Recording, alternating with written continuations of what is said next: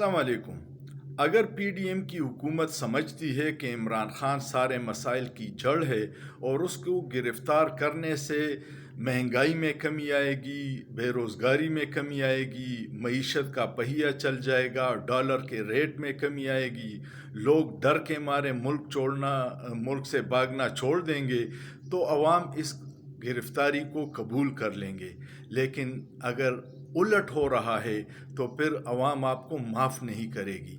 کل عمران خان کی گرفتاری کے بعد ایک دن میں ڈالر تاریخ کی بدترین سطح پہ پہنچ گیا اور 5 روپے 22 پیسے مہنگا ہو گیا۔ آج صبح پھر ڈالر کی اونچی اڑان ہے۔ انویسٹر پریشان ہے، ملک کی حالات کی وجہ سے کوئی پاگل اس ملک میں انویسٹمنٹ کرنے آئے گا، یہ عقل والوں کے لیے اس میں نشانیاں ہیں۔ اگر عمران خان کی گرفتاری سے لوگوں کو سستا آٹا ملنے کی امید ہو تو میں بھی اس کی حمایت کروں گا کہ لوگوں کی مشکلات تو ختم ہو جائیں گی، لیکن اگر اس گرفتاری سے اور تباہی آئے گی تو پھر آپ بہت بڑا جرم کر رہے ہیں۔ خدا را اس ملک پہ رحم کیجیے، سوچئے، سوچنا جرم نہیں ہے۔